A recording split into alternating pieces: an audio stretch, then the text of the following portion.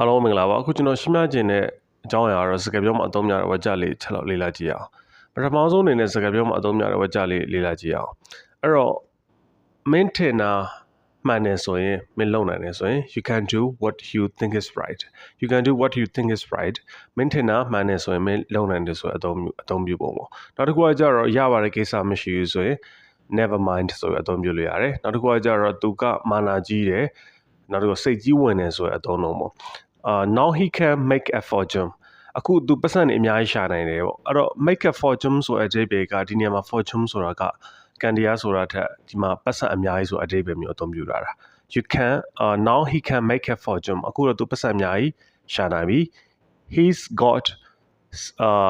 a big head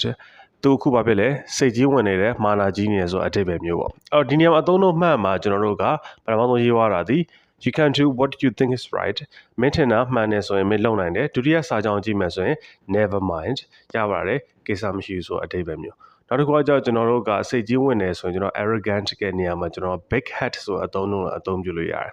အဲ့တော့ဒီနေရာမှာပြောရတာက now he can make a fortune အခုသူကပတ်စံအများကြီးရှာနိုင်ပြီဒီနေရာမှာအသုံးလုံးတစ်ခုမှန်မှာက make a fortune ဆိုအတိတ်ပဲပြောပေါ့ပတ်စံရှာတော့ကျွန်တော်တို့ဘယ်လိုသုံးလဲဆိုရင် make money လို့လည်းအသုံးပြုလို့ရတယ်ပတ်စံရှာသည်ပေါ့ဒီနေရာမှာက make a fortune ဆိုတာကပတ်စံအများကြီးရှာသည်ဆိုအတိတ်ပဲမျိုးအဲ့တော့ can ဆိုတဲ့ having verb နဲ့သုံးလိုက်တော့ now he can make a fortune အခုတော့သူပတ်စံအများကြီးရှာနိုင်ပြီဆိုအတိတ်ပဲမျိုးပေါ့အဲ့တော့သူက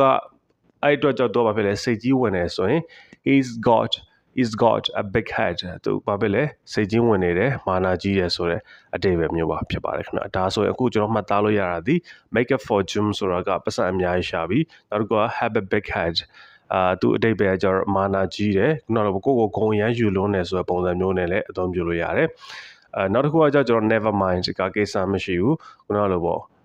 ရပါတယ်ဆိုတော့အတိတ်ပဲမျိုးဆိုတော့ never mind ဆိုအသုံးပြုလို့လည်းရပါတယ်ခင်ဗျအားလုံးပဲကြိုးရှိမယ်လို့ညွှန်နေပါတယ်